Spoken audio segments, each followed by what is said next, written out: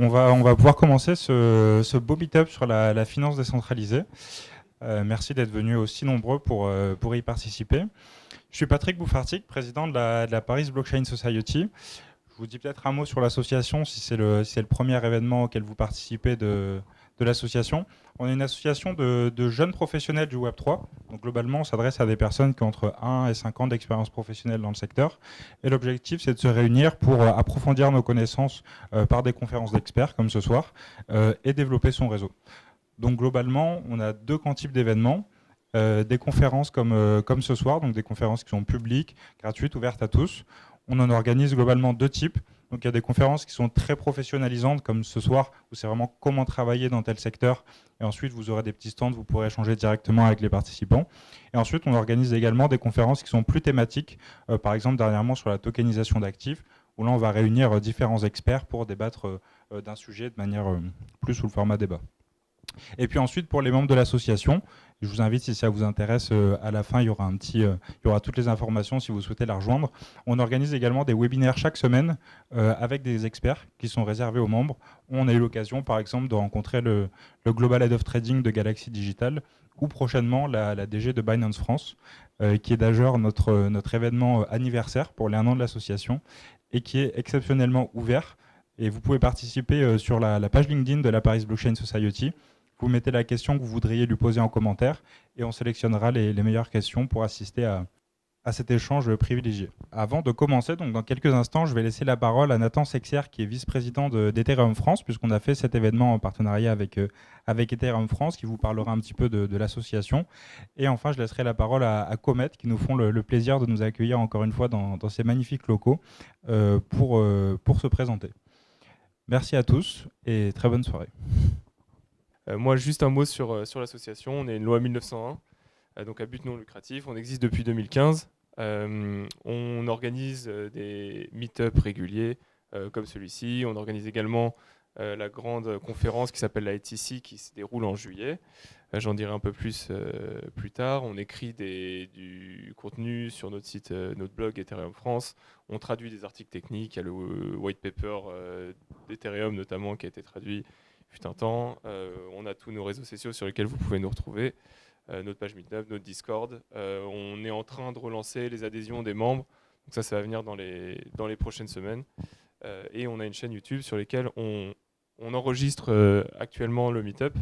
Il est retranscrit en live et vous pouvez retrouver ces enregistrements donc, sur notre chaîne. On a fait un Meetup sur les CFO dans le Web3 le mois dernier.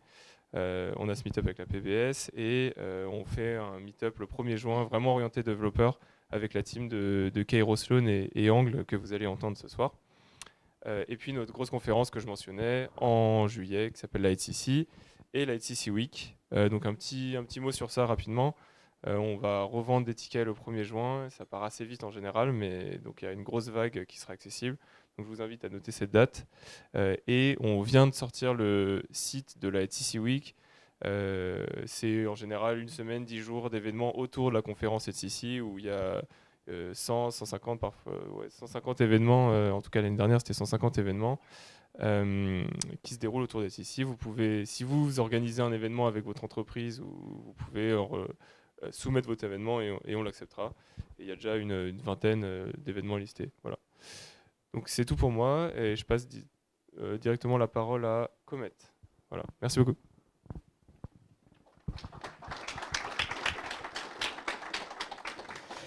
Bonjour à tous, je suis David Dufour de Comet et on est ravis de vous accueillir pour ce très très bel événement organisé par la Paris Blockchain Society avec Ethereum France. Voilà, moi je vais vous parler rapidement de Comet. Dans Comet, certains nous connaissent peut-être déjà. On a commencé à développer des jeux dans la blockchain et puis petit à petit, on s'est mis à accompagner des sociétés qui étaient intéressées de développer leurs applications dans le Web3. Donc on accompagne aujourd'hui des gens comme la Française des Jeux, comme Lacoste, comme Live Beyond. Et puis aujourd'hui, c'est un événement un petit peu particulier pour nous, cette journée, puisqu'on a annoncé aujourd'hui le lancement officiel d'Alembic, qui est notre plateforme de développement Web3, à destination des développeurs pour les aider à développer, on va dire, rapidement et facilement leurs applications et leurs jeux dans le Web3. Donc notre plateforme, elle couvre effectivement tout l'inventaire et toute la stack technologique nécessaire à cela, depuis l'onboarding simplifié, facilité avec Account Abstraction, depuis la partie infra aussi avec les roll-up sur lesquels on bosse et qui permettent effectivement aux développeurs de lancer leurs applications de manière extrêmement simple mais avec des coûts extrêmement bas, puisque c'est un petit peu l'objectif. Et enfin, toute une stack effectivement middleware qui couvre effectivement aussi bien des API de marketplace que de rental system, de NFT, que des API d'indexeurs et relayeurs. Voilà, donc on est heureux d'annoncer ça aujourd'hui. C'est un beau moment pour nous et puis ce qui nous amène sur une voie de progrès extrêmement fort pour l'entreprise. Donc je vous laisse tranquille, je repasse la main peut-être à Patrick. Merci beaucoup. On va pouvoir, sans attendre, du coup, commencer avec Nicolas Veillement, CEO de BubbleMap, crypto entreprendre dans la tempête. Bonjour à tous, je m'appelle Nick, je suis cofondateur et CEO de BubbleMaps, qui est un outil d'analyse et de visualisation de data on-chain. Donc aujourd'hui, je suis venu vous partager mon expérience d'entrepreneur, puisque depuis 2018, j'ai créé 2 startups dans la crypto, une qui n'a pas marché, qui s'appelait Cryptonavia, et l'autre qui marche très bien, qui s'appelle BubbleMaps. Et donc de ces 2 expériences, j'en ai tiré différents enseignements que je suis venu vous présenter aujourd'hui. En commençant par BubbleMaps, juste brièvement, donc BubbleMaps, c'est une nouvelle vision de la data on-chain, vision qu'on a voulu très interactive, ludique, presque addictive, avec des visuels colorés et intuitifs. Et notre objectif est simple, ramener le plus de monde à la data on-chain. Et c'est un objectif qui est partagé par de nombreuses blockchains, justement, puisqu'on a fait des partenariats officiels avec Polygon, Arbitrum, Avalanche, Phantom, qui nous ont évidemment beaucoup poussé dans leurs écosystèmes. Je voulais quand même vous parler de quelque chose d'important. Tac. C'est que BubbleMaps c'est aussi devenu, au fil du temps, un intermédiaire de confiance sur les sujets de data on-chain, avec des belles enquêtes qu'on publie sur nos réseaux et qui font beaucoup réagir. Notamment celle-ci, on a réussi à montrer que Uniswap, on va dire un fonds d'investissement, avait un grand contrôle sur la gouvernance qui s'appelle Andreessen Horowitz, A16Z. Et via plusieurs wallets, ils peuvent unilatéralement passer des décisions. Donc là, ce que vous avez à l'écran, pour la faire simple, c'est la bubble map d'Uniswap. Donc vous avez tous les holders qui sont représentés par des bulles. Chaque bulle, c'est un wallet. Et quand les bulles sont connectées, ça veut dire qu'il y a eu des transferts entre les wallets. Donc, que les wallets se connaissent. Et là, vous pouvez voir très concrètement que les wallets ne sont pas du tout indépendants, qu'en réalité, il y a des enjeux politiques, des enjeux de pouvoir dans cette gouvernance, et donc des entités qui essayent de contrôler cette gouvernance. Et d'ailleurs, on en avait parlé sur Twitter. Ça avait fait, je me rappelle, un bon petit buzz. D'ailleurs, le CEO de Binance, CZ, qui avait commencé à émettre des doutes légitimes sur cette gouvernance. Bon. Maintenant, revenons aux origines. Je suis venu pour vous raconter ma vie, je vous préviens. Donc, on va partir à la base en 2017. C'est là où j'ai commencé vraiment à m'intéresser à la crypto. À l'époque, je sortais d'école d'ingénieur. Ça faisait 1 an que je travaillais en conseil. Et 2017, c'était un bull run. Donc, tout le monde autour de moi parlait de la crypto, du Bitcoin, de l'Ethereum, etc. Et je me rappelle, j'ai commencé pendant mon temps libre à me renseigner. Et je suis tombé sur cette chaîne YouTube.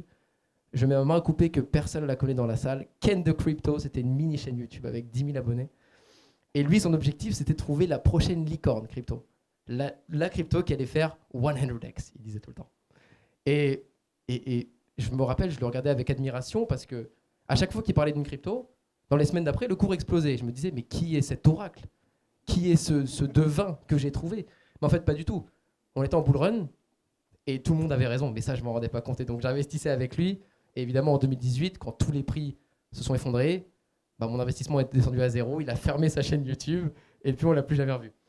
Mais j'ai gardé une chose de cette expérience, c'était sa méthodologie d'investissement que je trouvais intéressante. C'est-à-dire que avant d'investir, il regardait plusieurs choses. Il cherchait les cryptos à faible market cap, donc à plus haut potentiel de croissance.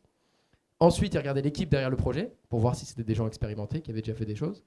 Il regardait le code GitHub et l'activité GitHub pour voir s'il y avait des fonctions, des nouvelles fonctionnalités, une équipe technique active. Et puis regarder les réseaux sociaux. Est-ce que l'équipe partageait régulièrement des updates et comment réagissait la communauté à ces updates.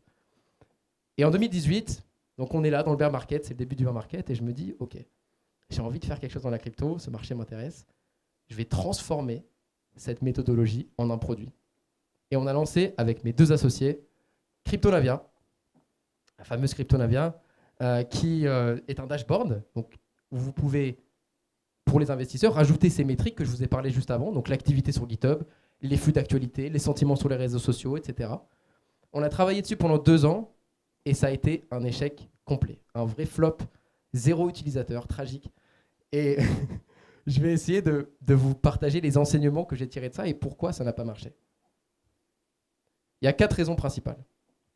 Première, c'est le product market fit. Concrètement, est-ce qu'il y a un marché?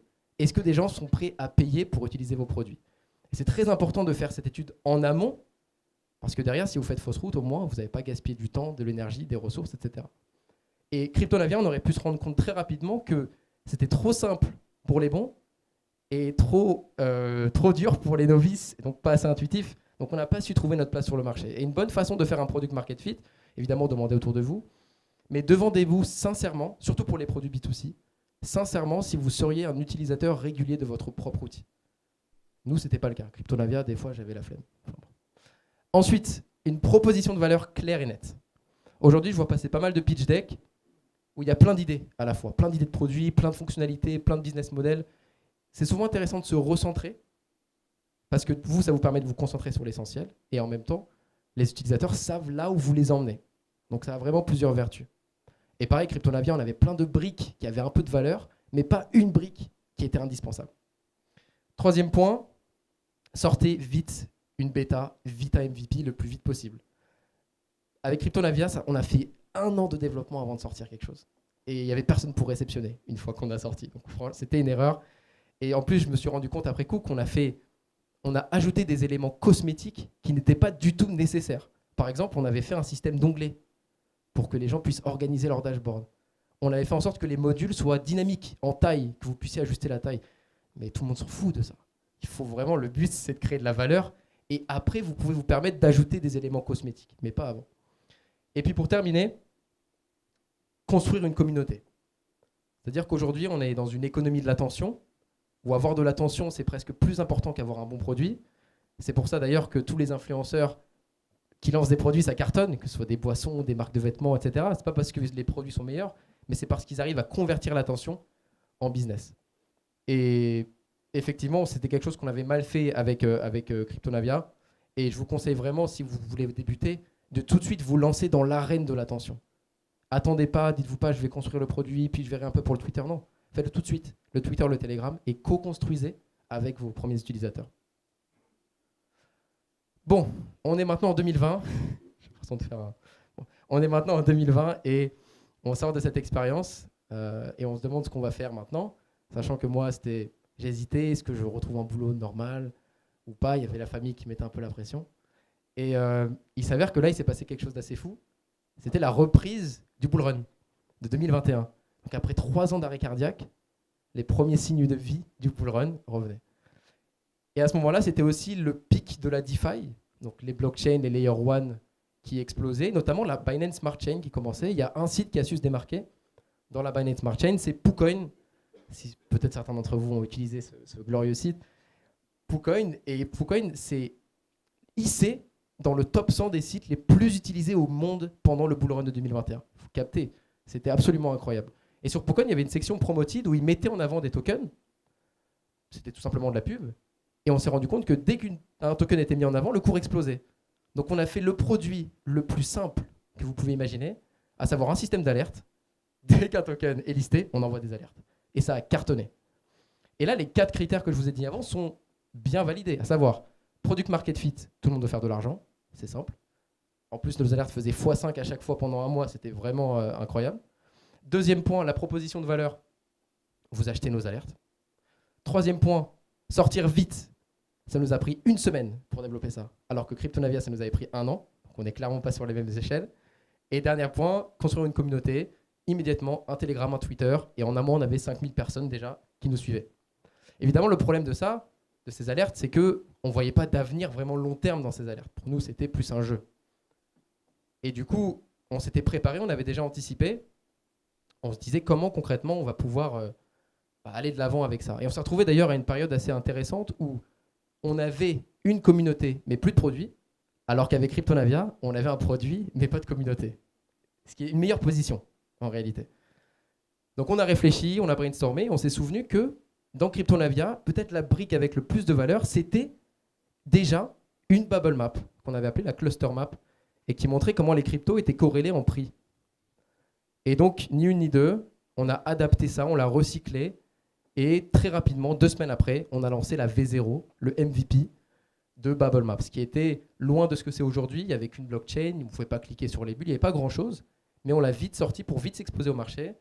Notre communauté a été très vite enthousiaste, on a commencé à générer du revenu aussi, parce que les tokens étaient curieux et inquiets de voir leur propre Bubble Map, donc ça a été assez pratique. Et puis, 1 an et demi après, le Bubble Map a bien changé. C'est aujourd'hui un outil qui fonctionne très bien, qui a fait des belles découvertes. On a joué à fond le combat de l'attention. Donc aujourd'hui, on a 50 000 followers sur Twitter, des analyses qui buzzent souvent. On a fait des partenariats avec des blockchains, on a intégré sur OpenSea, sur CoinGecko, etc. Et c'est seulement maintenant qu'on a épuisé presque cette première proposition de valeur, qu'on peut transformer Bubble Maps en un dashboard et venir diversifier. Voilà, maintenant il y a des très grosses news qui arrivent sur Bubble Maps. Certains dans cette salle sont au courant, d'autres non, mais ça sera annoncé publiquement bientôt. Et pour conclure, un mot pour conclure, entreprendre c'est difficile. Entreprendre dans la crypto, ça l'est encore plus. D'ailleurs le titre, entreprendre un peu lyrique, entreprendre dans la tempête, c'est vraiment ça. Vous avez vu que mon parcours n'était pas du tout linéaire, il y a eu beaucoup de tâtonnements, beaucoup d'hésitations, mais avec toujours cette énergie et cette abnégation, on voulait que ça marche. Et aujourd'hui, je ne regrette pas du tout, c'est la plus belle expérience que j'ai eue dans ma vie, et je m'amuse vraiment tous les jours dans ce que je fais. Donc je vous souhaite vraiment la même chose. Merci beaucoup.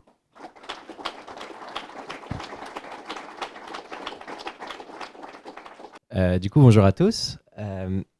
Hop, je sais pas si... Nickel. Je m'appelle Paul Frambeau, je suis CEO de Morpholabs et nous, ce qu'on fait, c'est on développe Morpho.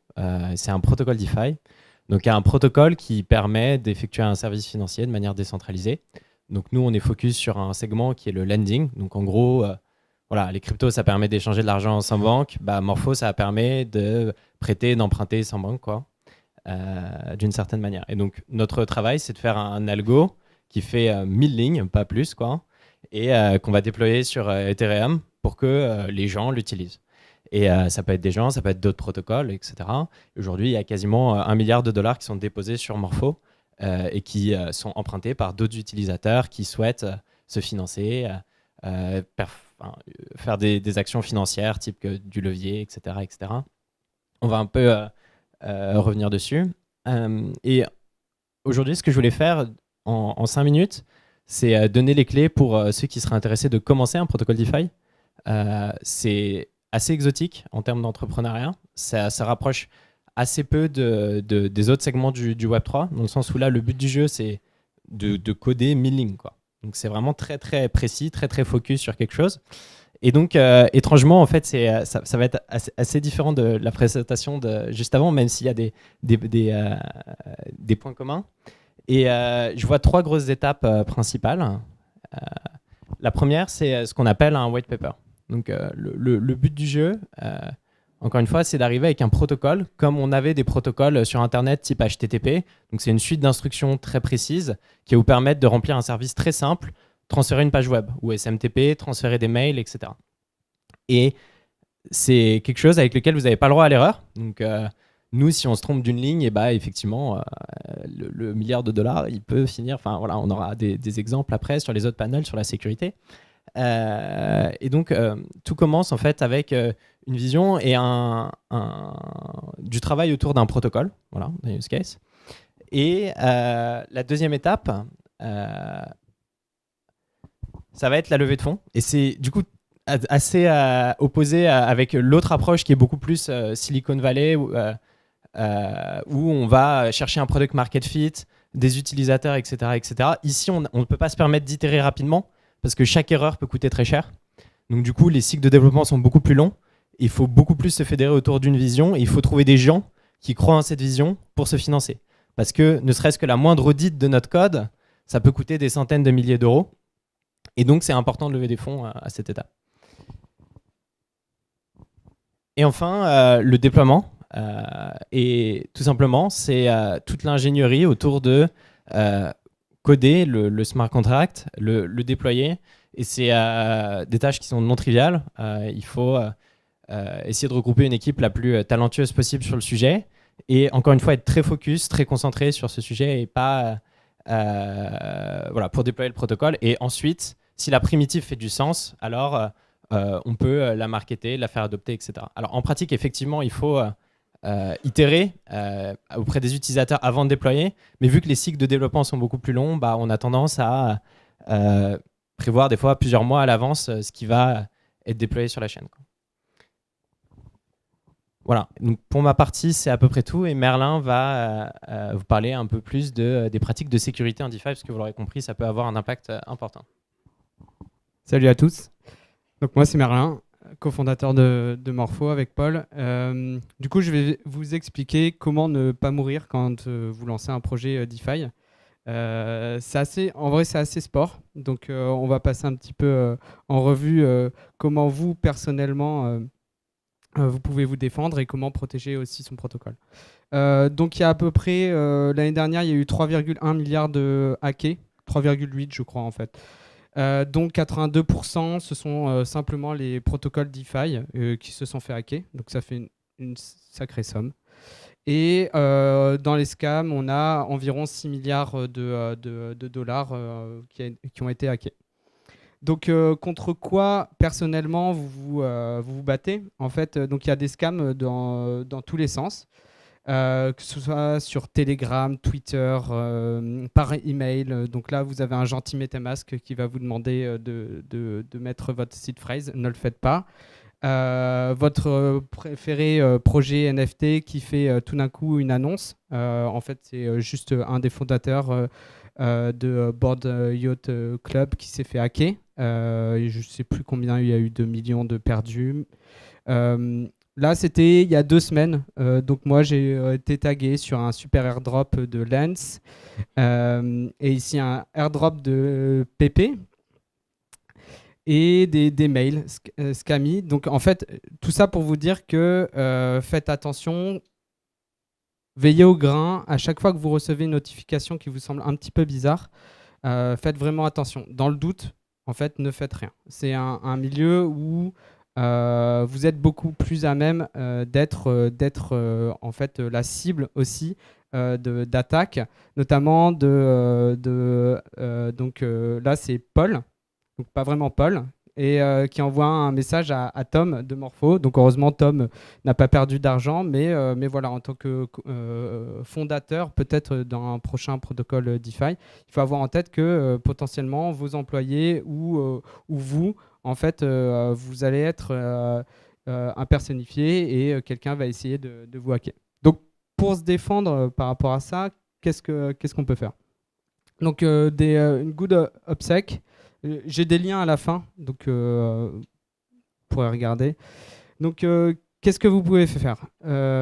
Utiliser un password manager. Je vais dire des trucs un peu bateaux, mais si vous ne l'avez pas, en fait, ça peut quand même vous porter préjudice, parce que quand vous avez un protocole avec, par exemple, 500 millions de dollars ou 1 milliard, et que c'est géré via un multisig, en fait, la moindre faille peut coûter très très cher à vous en réputation, à vous en argent ou en argent à tous vos utilisateurs. Donc un password manager, plus de 12 caractères. Utiliser du DFA, donc Two-Factor Authentication, pas de SMS, sinon si on vous prend vos portables, c'est bisous. N'utilisez pas trop de hot wallet, surtout sur votre mobile, c'est beaucoup plus facile à craquer, et mettez pas de grosses sommes. Aussi, un truc qui est bien, c'est de ne pas mettre sa seed phrase sur note, par exemple. C'est sympa, ou dans les rappels. Un setup qui est plutôt pas mal, c'est un multisig 2.2 ou 2.3 par exemple, avec deux hardware wallet ou un hardware et un hot. Donc vous pouvez prendre un ledger, malgré la controverse, c'est peut-être un des moins pires. Et safe pour le multisig qui est assez secure. Quand vous allez sur un protocole, veillez bien aux liens. Il y a beaucoup de scams. Généralement, si vous tapez par exemple Uniswap, les premiers liens qui vont sortir, ça va pas vraiment être Uniswap, ça va être des pubs. Donc vérifiez des liens. Là, InstantApp vous dit faites attention, vérifiez que le lien est bon.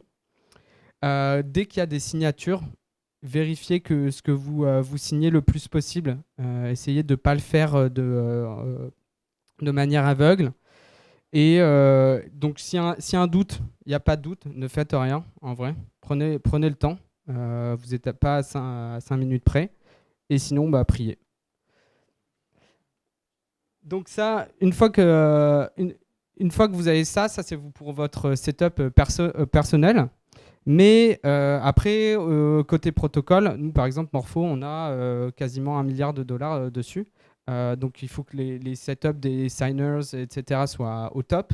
Mais aussi après, il y a le protocole qui est open source. Et donc en fait, tout le monde, tous les meilleurs hackers du monde peuvent voir le code et l'exploiter. Donc voilà, c'est une liste non exhaustive des choses à faire. Donc premièrement, designer le protocole de manière à ce qu'il y ait le moins de complexité. Il faut que ce soit le plus simple possible. Ensuite, vous pouvez faire du threat modeling, c'est-à-dire en fait juste essayer d'analyser quels sont tous les vecteurs d'attaque. Donc nous, par exemple, on va se plugger sur AV. Il va falloir étudier AV de fond en comble pour savoir comment ce protocole il fonctionne et quelles sont les implications sur votre protocole. Donc d'une part, mais après, ça peut être en fait tous les mécanismes de votre protocole, quelles peuvent être les conséquences. Ensuite, maintenant, il va falloir passer. Une fois que c'est designé, il faut le construire. Et là, en fait, vous ne pouvez pas faire un petit truc. Je ne sais pas s'il y a des développeurs, mais quand on est en école, on ne fait pas trop de tests. Ça casse, c'est pas grave, on relance le truc et ça fonctionne. Là, vous n'avez pas le choix. Il faut faire des tests et il faut faire tout le plus de tests possible et essayer de casser votre code. Donc, unit test, fuzzing, formal verification, il faut y aller. Comme disait Paul tout à l'heure, il suffit juste d'une ligne qui est cassée dans votre code et c'est fini. Et votre réputation, elle est entachée. Donc voilà. Une fois que c'est construit, faites un max de review interne. Donc si vous avez une équipe de développeurs, il faut allouer du temps à on prend quelques jours off où on ne ship plus rien. On va passer du temps juste à vérifier que le code qu'on a shippé, il est parfait. Et le mieux, c'est même d'avoir une équipe externe ou en tout cas une équipe qui n'a pas implémenté le code pour aller le regarder. Parce qu'eux, ils vont avoir un œil neuf sur le code et ils vont tout éclater. Vous pouvez faire aussi appel à des freelances, c'est assez utile et vous pouvez suivre des checklists. Ensuite, vous pouvez passer aux external audits. Donc, c'est là où ça commence à coûter bonbon. Dans les centaines de milliers de dollars si vous voulez des bons auditeurs. Et après, vous faites un fixe. Petite étape optionnelle, ça dépend de votre protocole, mais c'est bien d'avoir un système de monitoring. Donc, un monitoring, ça veut dire que on-chain, vous vérifiez que tout se passe bien. Et s'il y a un problème, au départ, normalement, au lancement de votre protocole, en tout cas dans le landing space, il n'y a pas beaucoup de protocoles qui sont immutables. Donc c'est bien d'avoir un bot pour vous prévenir qu'il y a quelque chose de bizarre qui se passe et pouvoir poser les contrats en temps voulu. Et après, préparer donc IRP, c'est Incident Response Plan. C'est en gros, quand ça foire, qu'est-ce que vous devez faire? Donc c'est une checklist basique, mais le moment où tout se casse la gueule, en fait, il ne faut pas que vous preniez 3 heures à se dire comment on pose les contrats, qui on contacte, quelles sont les autorités, qui sont les gens qu'il faut contacter. Voilà. Connect to authorities. Donc là, ça peut être la gendarmerie nationale si vous êtes en France. Chainalysis ont pas mal de contacts. Et bon, il faut le déployer ensuite, une fois que tout est prêt. Et si vous n'êtes pas sûr, si vous avez un doute, go back to step 5 et vous recommencez la boucle. Vous faites des fixes et un audit. Et les bug bounty aussi, c'est une bonne manière que les hackers, au lieu d'hacker vos contrats, en fait, ils utilisent, vous les payez une fois qu'ils ont découvert quelque chose. Et dernier step, vous priez. Donc ça, j'appelle ça les mental models parce que en fait, chaque couche de fromage permet de vous protéger un petit peu plus. Et plus vous ajoutez des couches, plus votre protocole est sécure. Donc les valeurs qu'il faut pour lancer tout ça, parce qu'il y a énormément de process, c'est assez chaud. Il y a des situations assez chaudes, genre un DPEG, des hacks, des trucs comme ça, un peu toutes les semaines, toutes les 2 semaines. Donc il faut avoir beaucoup de rigueur en tout cas pour faire les revues de code, shipper un code qui est parfait. Il faut beaucoup de résilience parce que c'est long, c'est très très long. Il y a peut-être du code qui va avoir une faille alors que vous alliez juste le lancer. Et donc il va falloir refaire un audit ou refaire les steps que vous avez vus précédemment. Et beaucoup de patience. Voilà, parce que les temps de développement sont assez longs. C'est assez difficile du coup de tester la solution en vraie production. On n'est pas sur des temps courts, notamment surtout en bull run, un audit ça peut mettre 6 mois à schedule. Donc vous schedulez l'audit et en fait vous avez 0 ligne de code et donc là vous avez 6 mois pour faire à peu près tout. Donc voilà. Quelques liens sympas. En fait j'avais mis un QR code mais là il n'y est plus. Donc prenez une photo. Il est après ? Ah ouais, super. Smart. Du coup, vous pouvez, je vais remettre le slide, mais en gros, vous avez des blogs en fait pour des bonnes obsèques pour vous personnellement, et après des security checklists de Nascent, qui est un fonds d'invest, et Security de Transmission 11, qui est un dev super connu, et voilà. Et après, vous avez quelques autres liens. Je vous mets ça là. Merci beaucoup. Cool, merci.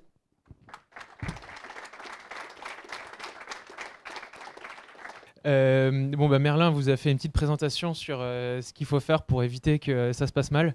Moi, je vais essayer de vous expliquer ce qui se passe quand ça se passe mal et essayer de donner d'autres contextes, d'autres idées de a posteriori comment bien réagir quand ça se passe mal et aussi comment faire en sorte de limiter les moments où ça se passe mal sur d'autres aspects que l'aspect sécurité des smart contracts. Donc je me présente, moi je suis Pablo, je suis cofondateur de Angle. On est un protocole de stablecoin décentralisé, un peu comme Maker qui fait le DAI, sauf que nous on fait un stablecoin euro qui s'appelle l'AG Euro. Donc l'AG Euro c'est le stablecoin euro le plus tradé en ce moment. Il fait 60% des volumes de transactions en euros, donc si vous avez déjà tradé avec un stablecoin euro en DeFi, il y a 6 chances sur 10 que ça a été avec l'AG Euro. C'est un protocole qui est déployé sur plein de chaînes et qui est surcollatéralisé. Donc on ne fait pas dans les Ponzi, on ne fait pas dans les Luna. Ça aussi, c'est tout un autre aspect sur comment concevoir des protocoles aux mécanismes économiques qui font sens. Ça vaudrait une discussion.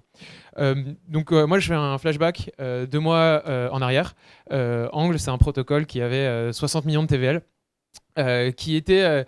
Quand on s'est lancé, nous on s'est dit qu'on voulait améliorer la façon dont existaient les stablecoins en faisant des nouveaux stablecoins. Donc on a lancé un stablecoin euro, l'AG Euro. Et on voulait aussi améliorer la façon dont étaient construits les protocoles de stablecoins décentralisés. Donc on a lancé une nouvelle façon de faire des stablecoins décentralisés qui essayait d'améliorer le trilemme du stablecoin. Donc un stablecoin plus décentralisé, mais pour lequel on reste surcollatéralisé et le stablecoin reste stable. Bref, il se trouve que pour être en mesure de faire ça, le protocole investissait une partie de ses réserves dans d'autres protocoles. Donc on avait 60 millions sous gestion, dont 40 qui étaient investis sur Compound, AV et Euler. Donc le 13 mars 2023, à 10h, Angle avait 17,6 millions de dollars sur Euler qui backait les AG Euro du protocole. Donc c'était des assets du protocole qui backaient nos liabilities qui étaient les AG Euro. À 10h02, les 17,6 millions d'USDC de Angle avaient disparu parce qu'un hacker a volé le protocole Euler dans lequel Angle avait de l'argent. Donc on avait prêté de l'argent à quelqu'un qui se l'est fait voler. On a de la chance, on n'avait pas autant de bots d'alerte que que Morpho, mais on était quand même assez vif. Donc 3 minutes après le hack, nous on s'est rendu compte de ce qui se passait. On a compris qu'il y avait un truc bizarre. On avait une internal checklist à faire de quand ça se passait mal aussi. La première chose à faire quand il y a un hack, c'est de tout poser. C'est de se dire, je ne sais pas quels sont les dégâts, je ne sais pas ce qui peut continuer à se passer, il faut que je freeze le système pour que personne puisse tirer profit, pour pas que je puisse me faire plus vider que ça. En fait, nous, Angle avait réussi à accumuler un certain matelas de sécurité, donc on avait un surplus de 7 millions, c'est-à-dire qu'on a sur tous les gens qui avaient une claim sur le collatéral du protocole, s'ils claimaient tous, à la fin, il nous restait 7 millions. Donc on se fait voler 17,6 millions, on a 7 millions de surplus, mais on doit quand même 10 millions à d'autres personnes. Là, si tout le monde est au courant, ça fait une fuite, un bank run, pour utiliser le mot anglais. C'est-à-dire que c'est un peu le premier arrivé, premier servi. Et le fait de poser, ça permet de casser cette dynamique-là et de faire en sorte que tout le monde soit traité de façon égale au vu de ce qui s'est passé dans le protocole. Donc nous, on a tout posé. On a mis le protocole en état de liquidation. Et après, notre responsabilité, c'était de communiquer sur ce qui se passait. Parce qu'on ne voulait pas qu'il y ait d'insider info sur... des gens qui voient la G-Euro n'est plus backée, la G-Euro doit des pegs. On voulait pas qu'il y ait des gens qui puissent prendre des paris sur la G-Euro, sa valeur intrinsèque c'est 70 centimes, quand d'autres disent non, sa valeur intrinsèque c'est 50 centimes au vu de ce qu'il y a en réserve. Donc après avoir tout posé, après avoir mis le protocole en état de liquidation et avoir enlevé toute la liquidité que le protocole contrôlait à droite et à gauche, c'est d'autres éléments dont je rentrerai pas dans les détails. On a fait ce qu'on appelle une balance sheet du protocole pour que même ma grand-mère soit capable de comprendre ce qui manque et à quel point c'était dommage pour nous ce qui s'était passé. Ça c'est sur les 2 premiers jours. C'est un truc qu'il ne faut pas hésiter une seule seconde. C'est-à-dire que le moment où ça vous arrive, il ne faut pas avoir à se poser de questions. Comment je pose, quelle est la transaction que je dois faire pour poser, quel contrat je dois appeler. Il faut que tout soit préparé en avance pour que dans la minute, ça soit exécuté. Nous, on a eu de la chance qu'il n'y ait eu aucune transaction qui soit passée sur le protocole le temps qu'on réagisse et qu'on pose tout le système. Et on a aussi eu de la chance, on a été tellement rapide qu'Angle était posé avant que ELR soit posé. Et eux, ils n'avaient pas les mécanismes en place pour poser tout le système, c'était pas prévu. Et donc ils ont pu continuer à se faire toujours exploiter après le début du hack, parce que des gens ont continué à voler de la liquidité qui restait sur ELR. Donc après ça, une fois que tu as communiqué, une fois que tout le monde est au courant, il ne reste plus grand chose à faire. Se pose la question de la liquidation du protocole, ou est-ce que le protocole se fait racheter, est-ce qu'on se fait bail-out pour remettre de l'argent dedans et relancer la machine. Nous, on a eu de la chance. Merlin disait tout à l'heure que les hacks en DeFi, c'était 3,1 milliards en 2022. Donc des hacks à 200 millions comme ceux de ELR, ça arrive. Mais des hacks à 200 millions, le hacker repaye, ça n'arrive jamais. Et nous, on a une chance incroyable, et on est un peu des miraculés, c'est que le hacker a repayé tous les fonds qui avaient été volés. Et Angle, qui s'est fait voler 17,6 millions dans l'affaire, a récupéré 19,2 millions. Parce que le hacker a acheté des Ethers qui en plus ont pris en valeur. Donc on s'en est sorti en meilleure situation financière du hack. Voilà. Mais on aurait bien aimé éviter ça parce que on a un token décentralisé qui a perdu en valeur, on a perdu beaucoup d'actifs sous gestion. Au niveau du business, c'est pas bon du tout, on a pris un gros coup réputationnel, mais on s'en tire en meilleure situation financière. Donc maintenant, il y a quand même quelque chose qui dit en DeFi, c'est une question qu'on se pose souvent, c'est il y a beaucoup de protocoles qui sont hackés. La probabilité conditionnelle qu'un protocole se fasse hacker, sachant qu'il s'est déjà fait hacker, est-ce qu'on estime qu'elle est au-dessus que la probabilité conditionnelle qu'un protocole se fasse hacker, sachant qu'il ne s'est jamais fait hacker? Nous, notre théorie, c'est qu'on ne s'est pas fait hacker, mais pourtant, on a été martyrisé par cette expérience. Et maintenant, on a des guidelines sur comment réduire, limiter notre exposition au hack. Donc ça dépend un peu par protocole, en fait, de comment ils réagissent. Est-ce qu'ils vont plus se faire hacker s'ils sont déjà fait hacker, ou est-ce qu'on estime qu'il c'est encore plus... Vu qu'ils étaient nuls une fois, est-ce qu'ils seront nuls une deuxième fois? Normalement, on peut penser que c'est le cas. Donc comment on fait pour éviter que ce genre de situation, ça se passe? Angle, nous, c'est un protocole qui était construit sur le fait que la DeFi est composable. C'est-à-dire qu'en DeFi, il y a plusieurs types de protocoles. Il y a des protocoles qui fonctionnent en cercle clos, qui ne vont pas taper dans d'autres protocoles, et des protocoles comme Angle qui se disent bon, bah, c'est trop bien, il y a des protocoles qui construisent des mécanismes de yield, il y a des protocoles qui construisent des mécanismes pour échanger des tokens. On va essayer d'être reliés un peu tous à eux pour essayer d'apporter une valeur collectivement qui est supérieure à celle qu'on apporte chacun de notre côté. Des protocoles comme Uniswap, un protocole comme Uniswap, ça fonctionne en vase clos. Votre pool Uniswap, elle va pas parler à des pools AV, elle va pas parler à des pools Compound. Balancer, si vous êtes sur Balancer, c'est pas exactement le cas parce que eux vont là-dedans. Liquity, vous regardez Liquity, quand vous mettez un Ether sur Liquity pour emprunter du LUSD, il fonctionne tout seul. Il ne parle jamais à personne d'autre. Donc quand vous lancez un protocole, faut être conscient dans quelle catégorie vous tombez. Nous, Angle, c'est clair depuis le début que ce qui nous intéresse dans l'industrie, c'est la composabilité de la DeFi. Donc pour nous, c'est une valeur de pouvoir composer avec d'autres protocoles, de pouvoir interagir avec d'autres protocoles. Et ça vient avec des risques. C'est ça qui nous a retrouvés à être impliqués dans le HackELR.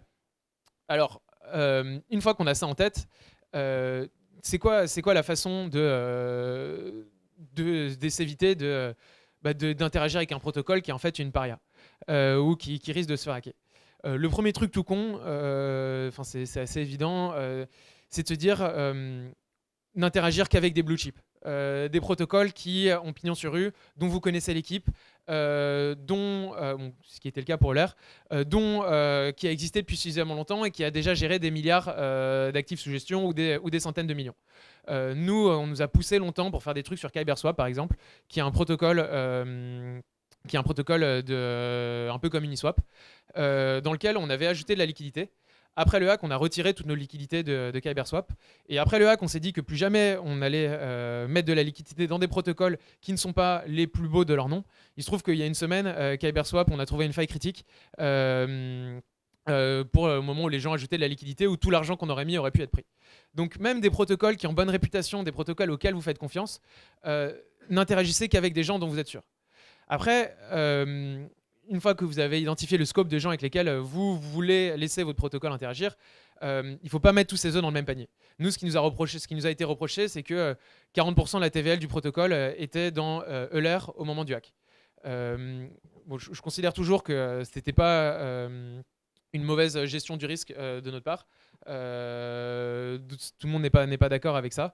Mais l'argent de Angle n'était pas tout dans Euler. Et s'il y avait 60 millions dans Euler, là, les gens qui avaient mis de l'argent dans le protocole Angle, au lieu de récupérer, si le hack n'avait pas été remboursé, 60 centimes pour chaque euro investi, ils auraient récupéré 20 centimes. Donc ça aurait été bien pire. Donc il faut essayer de diversifier en fait, les protocoles dans lesquels vous investissez.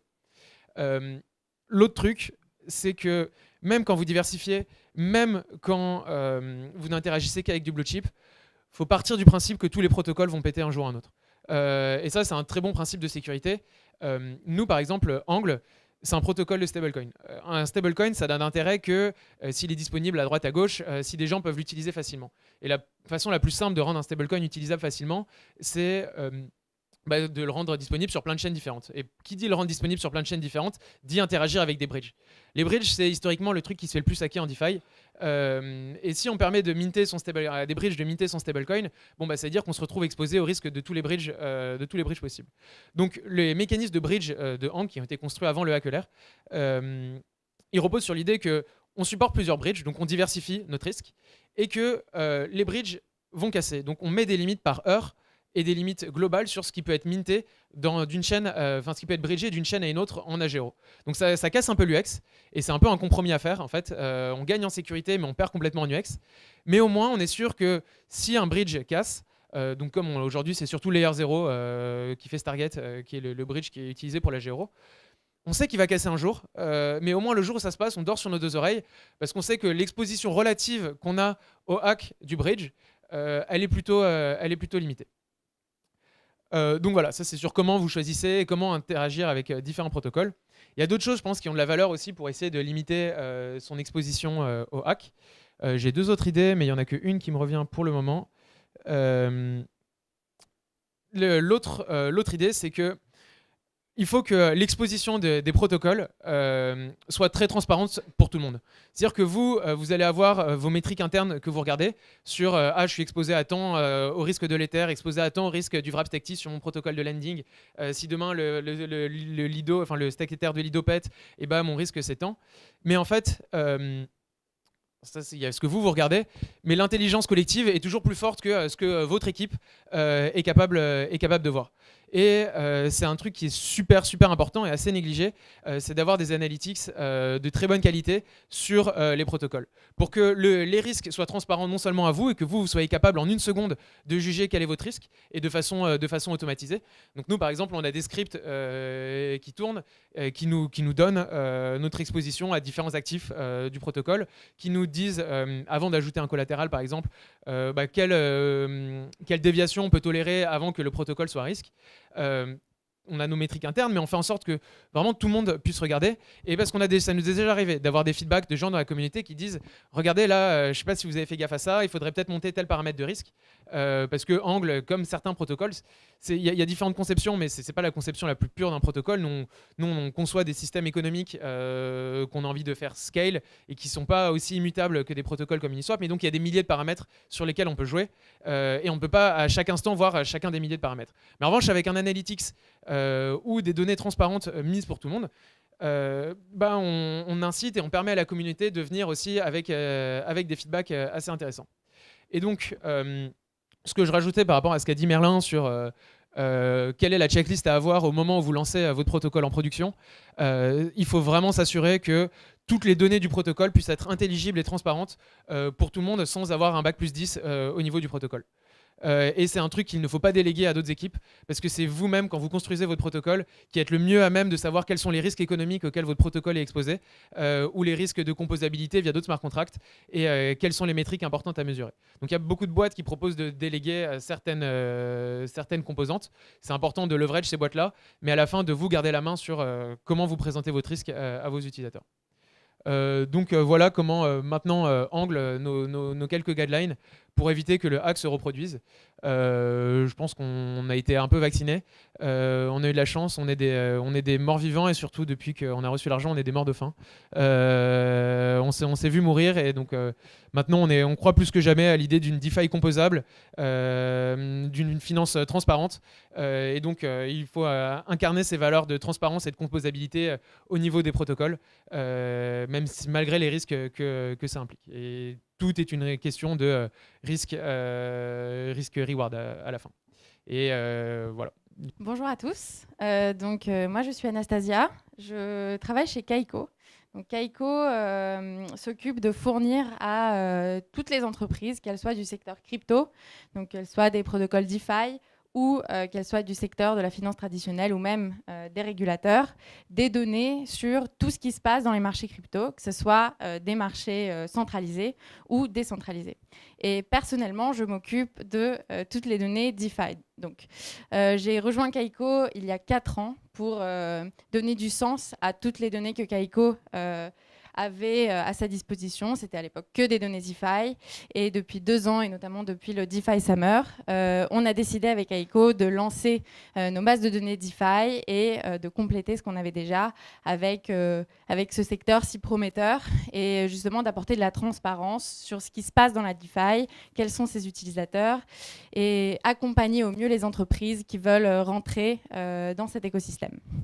Et du coup, aujourd'hui, je voulais vous partager quelle est en fait l'importance de la donnée DeFi, non seulement pour l'écosystème DeFi, donc les protocoles DeFi, mais aussi comment d'autres acteurs peuvent utiliser ces données-là. On va commencer par un petit topo de qu'est-ce que la donnée DeFi, parce que ça paraît évident, mais en vrai, il y a beaucoup plus de choses à dire qu'on le pense. Il y a 2 grandes catégories de données DeFi. Il y a des données DeFi de marché et les données DeFi sur les utilisateurs. Donc, les données DeFi de marché, c'est combien de volume est traité sur un DEX, par exemple. Combien a été emprunté sur AV ou sur Compound. Combien a été liquidé. Donc, ça concerne les marchés en général dans la DeFi. Et les données sur les utilisateurs, c'est par exemple quelle est la soutenabilité d'une position de pré-emprunt d'un utilisateur sur AV, ou quelle est la concentration d'une liquidity pool sur un DEX en termes de liquidity provider. Donc, d'un côté, on regarde les marchés, de l'autre côté, on regarde les utilisateurs. Je vais vous montrer comment on utilise les deux types de data en combinant les data de Kaiko et de Aleno, qui est une autre entreprise de data et dont le fondateur est ici présent. Petit rappel, toutes ces datas viennent directement de la blockchain. La DeFi, c'est des applications construites directement sur la blockchain qui permettent de faire n'importe quelle opération financière directement sur la blockchain. Et du coup, Kaiko et les autres data providers qui font ça, on se connecte directement sur la blockchain et on donne du sens à une partie des transactions qui se passent sur la blockchain. On va passer à la partie intéressante, qui sont du coup tous les cas d'usage, enfin une partie des cas d'usage de la donnée DeFi et de la donnée blockchain en général. Le premier et le plus évident, c'est comment, grâce à la donnée DeFi, on peut trouver les meilleures opportunités d'investissement. Une manière de le faire, c'est regarder, par exemple, quel est le coût d'emprunt, de comparer le coût d'emprunt d'une crypto qui nous intéresse entre les différentes plateformes. Du moment où vous avez accès à une base de données qui vous donne accès à justement ces taux d'emprunt sur plusieurs plateformes, il est hyper facile de faire un graphe et de regarder en fait, où est-ce qu'il est le moins coûteux pour vous d'emprunter et donc de potentiellement optimiser votre stratégie dans la DeFi. Une autre base de données assez basique que vous pouvez regarder, c'est les prix. Les prix, ça paraît, le prix du BTC, le prix de n'importe quelle crypto, n'est pas le même sur toutes les plateformes. Il diffère beaucoup entre les plateformes centralisées et les plateformes décentralisées, mais il diffère même beaucoup entre les différentes plateformes d'échange décentralisées. Donc il diffère entre Uniswap et Curve, par exemple. Et ces différences peuvent être des opportunités énormes pour des entreprises qui, justement, se concentrent pour faire de l'arbitrage. C'est le graphe à droite. Et justement, comparer, avoir une visibilité totale sur quel est le prix de toutes les cryptos via un endroit, en fait, ça vous permet d'identifier directement les opportunités d'arbitrage et potentiellement en profiter. La dernière chose que je voulais dire par rapport à justement identifier les meilleures opportunités d'investissement en leverageant de la donnée DeFi, c'est celle qui vous montre quel est le niveau de concentration d'une liquidity pool sur un DEX. La liquidité d'une liquidity pool est détenue par les apporteurs de liquidité. Le problème, c'est que certes, il y a beaucoup de liquidity pool, mais il y a moins de liquidity providers et généralement, la liquidité est détenue par un petit nombre d'apporteurs de liquidité. Ce qui fait que si vous êtes liquidity provider, soit au sein d'un protocole, donc vous utilisez une partie de votre liquidité pour l'apporter et la fructifier en étant liquidity provider quelque part, soit c'est votre métier, il vous faut cette donnée pour prendre des décisions sages sur où est-ce que vous mettez votre argent. Donc ça, c'était le premier cas d'usage. Il y en a beaucoup, mais les autres, ils vont aller un peu plus vite. Un autre cas d'usage d'une donnée très différente, c'est celui qui vous permet de leverager les données sur les utilisateurs des protocoles DeFi, et notamment leur profil, pour non seulement, en tant que si vous travaillez dans un protocole, pouvoir mieux orienter votre stratégie d'implémentation de features, par exemple, ou même si vous êtes un régulateur ou une institution financière et que vous avez besoin de comprendre qui utilise la DeFi pour justement mieux proposer une meilleure réglementation potentiellement pour que des institutions financières puissent entrer dans cet écosystème et apporter davantage de liquidité et d'adoption sur ce qu'on a sur l'état actuel de la DeFi. Justement, les données que j'ai utilisées ici, c'est des données du protocole Morpho qui a été présenté précédemment. Et c'est des données sur les utilisateurs. Donc, on a pris les utilisateurs qui utilisent Morpho et Aleno s'est occupé de labelliser justement ses utilisateurs. Et on a vu que la plupart des utilisateurs sont des personnes qui font du leverage. Et justement, ça permet au protocole Morpho, et ça aurait permis à n'importe quel autre protocole de mieux orienter sa stratégie. Un autre cas d'usage de la donnée DeFi, c'est mieux se préparer aux attaques spécifiques à la DeFi.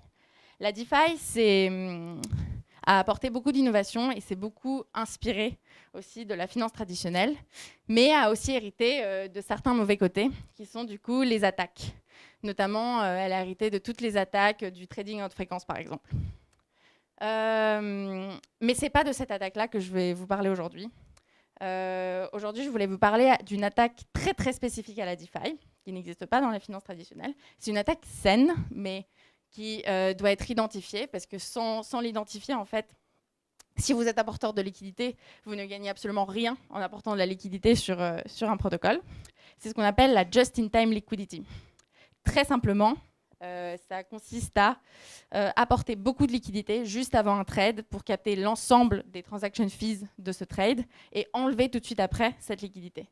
Il s'agit d'énormes montants et juste en regardant les apports et les retraits de liquidité sur Uniswap V3, qui est le seul protocole, il me semble, à ce jour, qui propose cette opportunité pour certains liquidity providers, on peut voir qu'il est nettement possible d'identifier quelle est la part de ces opérations de just-in-time liquidity et quelle est la part d'événements de liquidité organiques dans le protocole Uniswap V3.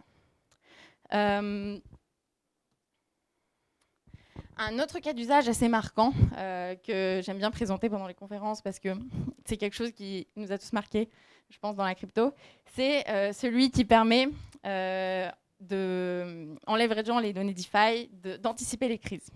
La plus grande crise qu'on a vécue, je pense, dernièrement, c'était le crash de Terra Luna. Et à Kaiko, en croisant les données CeFi et DeFi, parce que finalement c'est notre métier, on a su identifier le crash de l'UST, donc le stablecoin de Terra, et juste en regardant les volumes tradés dans la DeFi et dans la CeFi. En gros, ce qui s'est passé, c'est que ce qui se passait dans la DeFi, personne ne savait ce qui se passait. En gros, il y avait énormément d'UST qui étaient mises à la vente. Sauf que dans la CeFi, les réactions ont eu lieu 1 à 2 jours plus tard. Donc sans une combinaison des données CeFi et DeFi, personne n'aurait pu voir ça. D'ailleurs, nous, on l'a vu, mais voilà, ce n'est pas notre métier de prédire les crises. Donc voilà, au moins, ça nous permettra d'avoir potentiellement à nos clients d'avoir ces données-là et potentiellement anticiper les prochaines crises, en espérant qu'il n'y en a pas. On va rester sur les données de marché, pas que DeFi, mais en général, mais parler d'un sujet un peu différent, donc d'un cas d'usage un peu différent qu'on peut avoir, qui est d'anticiper, de mieux orienter sa stratégie de tokenomics et en anticipant en fait la potentielle baisse de prix liée à un déverrouillage d'une partie de la liquidité des investisseurs. Lorsque vous participez à des ICO, généralement, vous avez une quantité de tokens qui est déverrouillée au fur et à mesure du temps.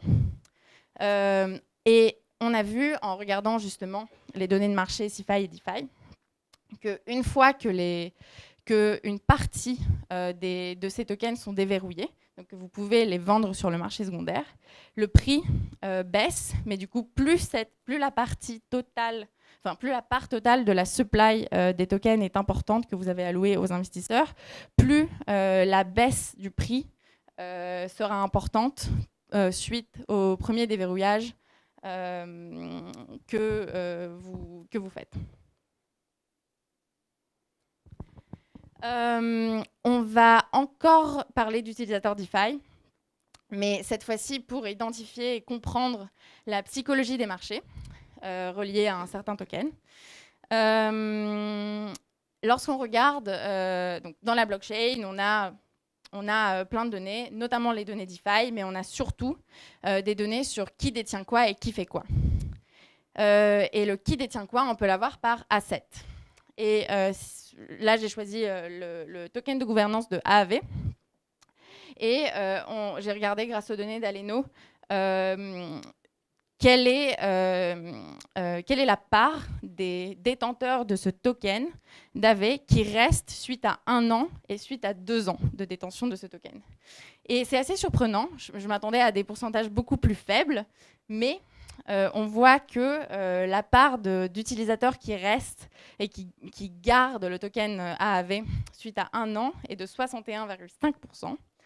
Et la part d'utilisateurs qui gardent le token après 2 ans est de 33%, ce qui est un taux de rétention assez élevé, toutefois qui est assez discutable parce que lorsqu'on regarde l'activité des adresses et la part des adresses qui est vraiment active, qui détiennent du coup le AAV, il y a 50% d'entre elles, au moment de l'étude, qui a été considérée comme inactive.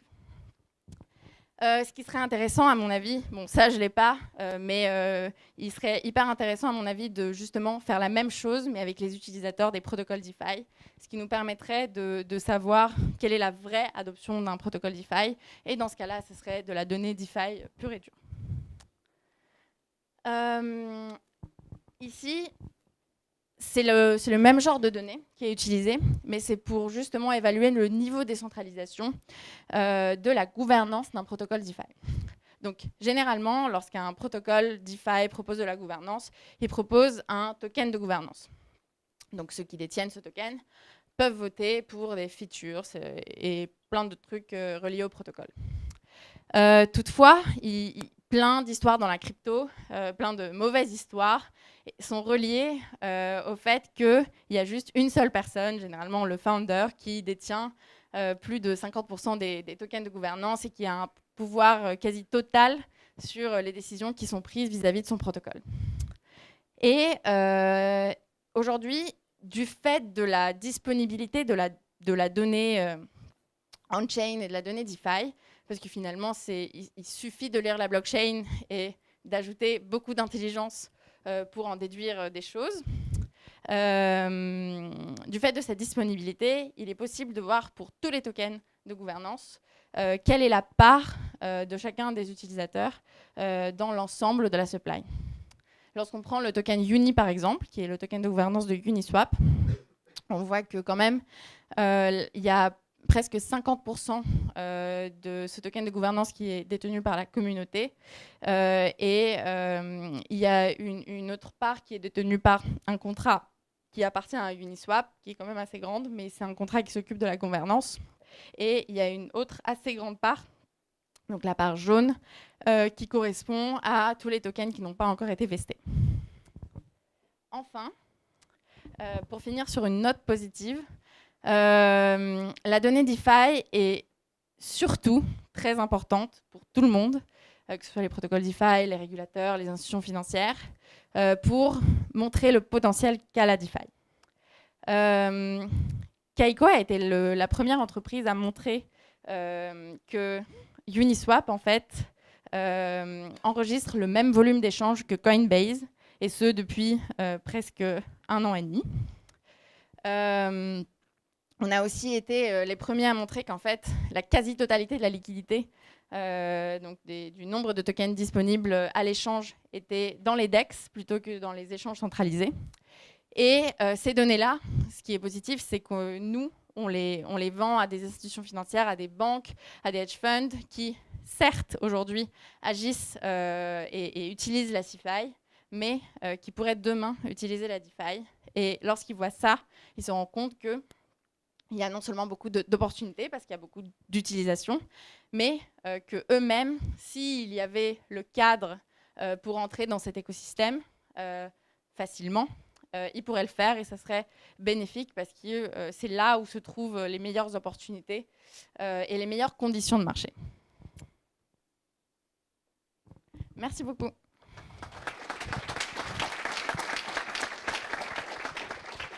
Bonsoir à tous. Donc, je m'appelle Hugo. Je préside depuis 1 an et demi un VC qui s'appelle White Loop Capital, donc, où on investit entre autres dans des protocoles de finance décentralisée. Et quelque chose qui est très important à comprendre pour expliquer donc, des comportements de manière générale, y compris en DeFi, ce sont donc la théorie des jeux. Je vais essayer de vous faire une brève introduction. En quelques mots, la théorie des jeux, c'est quoi? C'est l'étude de la prise de décision et des comportements. C'est important en fait de comprendre ce que c'est et à quoi ça sert, puisqu'en fait, c'est ça qui va vous permettre de driver certains comportements, dans la mesure où vos utilisateurs, vos contributeurs vont toujours prendre la solution qui les satisfait le plus. Et c'est vraiment ça qui est au cœur, les incitations, qu'elles soient positives ou négatives. La théorie des jeux, comme je vous disais, c'est présent dans vos vies de tous les jours. Je prends un exemple en dehors de la DeFi. Peut-être que vous faites du sport. C'est bien si vous en faites. Vous en faites parce que vous voulez être en bonne forme physique, vous voulez être bien dans votre tête. Il y a une incitation derrière. En DeFi, peut-être que vous allez apporter de la liquidité parce que vous espérez faire un gain économique. Donc dans ce cas-là, ce sont des incitations positives. Vous pouvez aussi avoir de l'incitation positive et de la pénalité.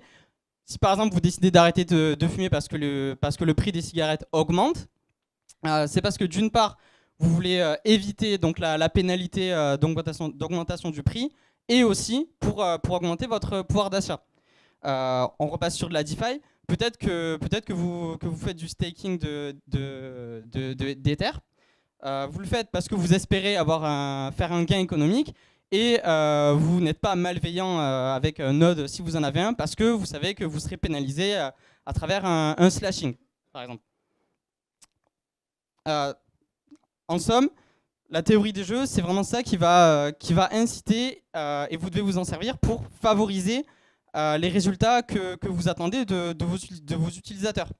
C'est vraiment important de les exploiter pour atteindre des objectifs et favoriser l'engagement. Pour mieux comprendre ça, on a besoin de définir plusieurs types de jeux qui s'appliquent à la finance décentralisée. Il y en a plus que 4. Je vous propose de se concentrer sur ces 4 étant donné que ce sont les plus communs. Donc le premier, c'est le jeu à somme nulle, dans le sens où le gain de l'un est égal à la perte de l'autre. J'abstrais les frais des plateformes, mais c'est par exemple si vous allez sur GMX par exemple, si vous êtes un trader et vous faites une perte, ceux qui ont apporté la liquidité vont faire un gain. À l'inverse, vous avez des jeux à somme non nulle où en fait tout le monde est gagnant et la somme des gains est supérieure à ce qui a été mis au départ. Typiquement, si je prends le cas du liquid staking, ça avantage tout le monde. Sur le réseau, ça permet d'avoir plus encore d'Ether qui sont stackés, donc un réseau plus sécurisé. Et ça permet d'avoir plus de liquidité sur le marché, parce que les jetons de liquid staking vont pouvoir être réinvestis dans le marché. Vous avez les jeux séquentiels, qui sont à peu près vrais pour toute la DeFi, dans le sens où les actions se font les unes après les autres. C'est un jeu qui est, comme je disais, commun à quasi toute la DeFi. Si vous voyez quelqu'un qui a une grosse action avant vous, vous allez peut-être changer de comportement ou prendre une décision par rapport à celle-ci. Par exemple, s'il y a un hack sur un protocole, par exemple. Et enfin, vous avez les jeux coopératifs et non coopératifs, où vous allez donc coopérer pour l'intérêt d'un groupe, ou à l'inverse, vous allez être entre guillemets malveillant vis-à-vis du groupe et favoriser vos intérêts personnels. C'est un cas qui est assez commun au sein des DAO. Je vous donne 2 exemples. Typiquement, les gens qui contribuent au DAO ont besoin d'être rémunérés, et ces personnes-là vont avoir un certain intérêt à avoir une rémunération qui est la plus haute possible, ce qui se fait au détriment de financement d'autres projets, ce qui se traduit en un runway plus bas, par exemple. Donc, un autre exemple, ça va être typiquement des token holders qui vont pousser des choix de gouvernance qui favorisent des intérêts court terme pour eux. Typiquement, un sujet qui revient assez souvent, c'est est-ce qu'il faudrait reverser une partie récemment, par exemple, avec le airdrop de Arbitrum, plusieurs DAO avaient la question de est-ce qu'on doit reverser les jetons que nous avons reçus à nos holders, donc un choix égoïste et qui ne favorise pas la DAO sur le long terme.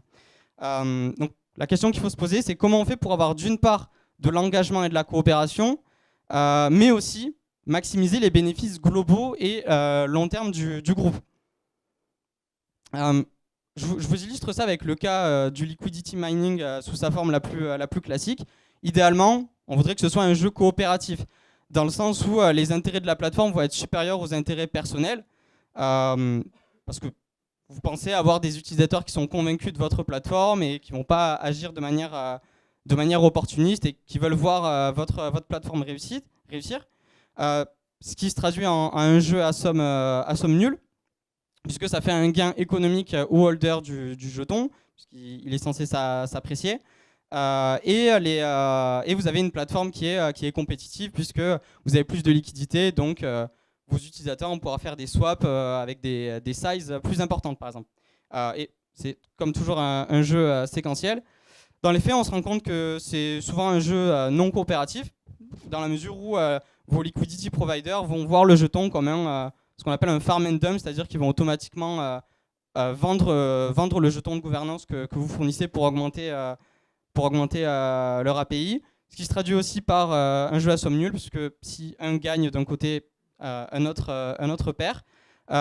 Donc de manière générale, on a donc un token qui est soumis à une pression vendeuse, pas de coopération, puisque dans ce cas-là, vos utilisateurs vont venir tant que vous avez des incitations, et le jour où il y a de meilleures incitations ailleurs, ils vont tout simplement quitter la plateforme et migrer leur liquidité sur une autre plateforme, ce qu'on appelle le mercenary capital.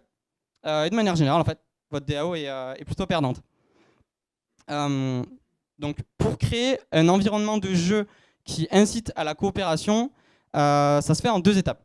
Je commence par la négative, pénaliser. De manière générale, cherchez à pénaliser les comportements que vous souhaitez éviter. Je reprends le cas de GMX par exemple. Lorsque vous stakez le jeton, plus vous allez le staker longtemps, plus vous allez avoir de multiplier points qui vont augmenter principalement vos revenus. Si vous unstakez, vous perdez cet avantage que vous avez pris longtemps à obtenir. Un autre exemple, dans le cas de AAV, lorsque vous voulez unstake vos jetons, vous avez un cooldown de 10 jours pour éviter les gros mouvements de panique. Si on reprend le cas du liquidity mining, il y a donc le modèle VE qui a été développé par Curve et qui est maintenant assez commun dans la DeFi, qui empêche littéralement de vendre les jetons qui sont bloqués. Et il y a évidemment des récompenses derrière. Et enfin, de manière générale dans la DeFi, quand les protocoles grandissent assez, c'est important de penser aussi au financement de biens communs. D'ailleurs, je ne sais pas pourquoi c'est là, c'est plus un point positif. Donc, je reprends.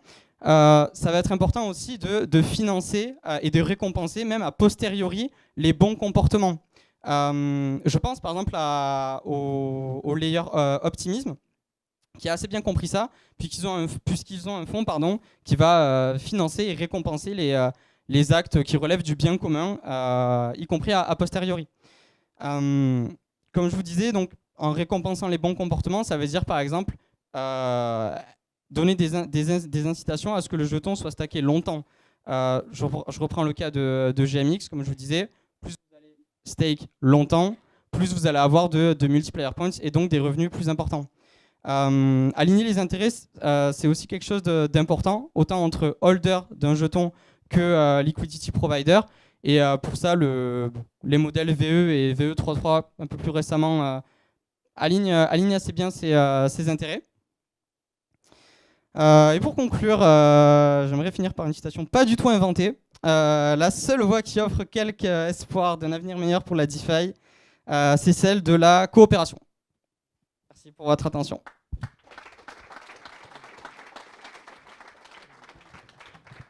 Donc moi, Sylvain Prigent, je m'occupe de la partie structuration et produits chez SGForge. SGForge, rapidement, c'est une filiale de la Société Générale, comme son nom l'indique, et on n'est pas vraiment DeFi, donc j'espère que vous allez continuer à m'écouter. Mais en tout cas, on espère pouvoir justement faire de la coopération, comme mon camarade disait avant, pour pouvoir justement faire progresser l'écosystème, et aussi pour nous trouver des business cases qui peuvent avoir du sens et justement avoir un peu toute cette innovation sur laquelle vous travaillez pour pouvoir l'utiliser également. Donc c'est un peu l'objectif. SGForge, donc on est avant tout sur des security tokens. On fait ça depuis 2018. On a fait donc 4 émissions et on a 2 produits qui sont les bonds et les produits structurés. Et donc on permet à la Société Générale de pouvoir offrir à des clients instit aujourd'hui des formats différents que la finance traditionnelle et donc de pouvoir fournir par exemple des produits structurés en format token. Voilà. Et on essaye également de s'étendre sur la partie crypto depuis un an et demi. Donc on a des business cases qu'on essaye de pousser. On a fait des expérimentations également avec Maker, avec qui on travaille pas mal. Et puis on parle pas mal de DAO également. Je crois que d'ailleurs, je pense qu'on a eu quelques discussions. Et donc on continue à vouloir pousser ces trucs-là. On alloue des ressources et on est persuadé qu'on va pouvoir trouver des coopérations, même si les contraintes sont différentes et on n'a pas les mêmes contraintes que vous, mais voilà, on peut apprendre mutuellement. Malheureusement, être institutionnel. Alors déjà peut-être comment la définition d'institutionnel pour nous. Alors je ne parle pas d'institutionnel crypto-natif, c'est-à-dire que nous, nos clients, ce sont des institutionnels traditionnels. Typiquement, voilà, des banques tiers 1, tiers 2. On parle beaucoup à des assurances. On parle également à la banque privée, donc principalement côté EG. Donc on n'est pas vraiment sur du crypto-natif. Donc il faut avoir ça en tête. Quand je dis institutionnel, c'est plutôt ça. Je prends aussi bien la partie buy-side, donc qui est ce que je viens de vous dire, mais également la partie émission, avec laquelle on interagit beaucoup, principalement Société Générale. Mais on a déjà fait des émissions pour la BEI et on a travaillé avec des grosses banques type Goldman Sachs sur tout ce qui est syndication. Donc c'est des acteurs qui sont assez gros à bouger. C'est difficile de faire des projets dans ce milieu-là. Et pour donner un exemple, Maker, on a mis 2 ans à le pousser, quoi. Donc faut pas être usé, il ne faut pas être fatigué. Et heureusement qu'on aime la crypto, sinon on a arrêté depuis plus longtemps. Parce que ça demande beaucoup d'efforts. Et le plus gros des efforts, c'est celui-là, hein, qui est très usant et qui fait que ça freine énormément l'avènement des institutionnels dans le monde de la crypto et donc de la DeFi. Alors déjà, rien que pour toucher des bitcoins et de l'Ether, c'est compliqué, mais la DeFi, c'est vraiment le challenge le plus ultime. Et en fait, c'est fait de plein d'injections contradictoires. Un exemple, AML, tout ça, donc ça c'est plutôt classique. GDPR, c'est assez marrant parce que en gros, l'AML aime bien la transparence, donc c'est un argument qui marche bien. Par contre, GDPR, il aime bien la privacy, donc ça marche moins bien. Vous voyez déjà, on a des problèmes, c'est un peu les débats qu'on a avec nos personnes côté compliance. GDPR a trouvé, en tout cas, je crois que c'est la CNIL, a trouvé une bonne idée de considérer que la blockchain publique, c'est une donnée privée. Il ne faut pas la mettre sur la blockchain. Bon, voilà, c'est un peu ce genre de choses avec lesquelles on doit débattre et qui n'est pas forcément évident. Donc des fois, j'envie vos solutions, c'est plutôt sympa. Alors moi, je ne suis pas du tout compliance légale et donc j'ai dû naviguer là-dedans pour essayer de trouver les arguments et pour pouvoir faire bouger les projets. Un autre point que j'aime bien, c'est aujourd'hui, les instituts ont besoin de stabilité. Ils ont besoin d'avoir une réglementation qui est plus ou moins claire pour pouvoir commencer à bouger. Et on a, en Europe, on a plutôt été pas mal. C'est-à-dire qu'on a mis en place MiCA depuis quelques temps, qui est donc tout ce qui est réglementation autour des cryptoactifs. Donc, bon, tout n'est pas super génial, mais globalement, ça permet de poser des bases. Et pour un institutionnel, c'est plutôt important. Et tout le monde attend MiCA pour y aller. Malheureusement, mais il n'y a pas longtemps, donc là, il y a un texte au niveau des institutions européennes. Donc on a trois institutions européennes qui sont mis d'accord pour pouvoir mettre en application un texte sur la réglementation prudentielle au niveau des banques, donc quelque chose qui intervient régulièrement.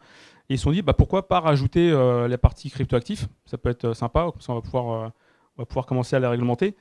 Sauf que le texte il doit apparaître d'ici une semaine, donc on a vu un peu la version pas définitive, mais un peu draft, sur laquelle on va essayer de rebondir pour pouvoir éviter le pire. Mais en tout cas, sur le scénario du pire, donc une banque ou une institution, principalement les banques, mais ça par ricochet des institutions, on serait taxé.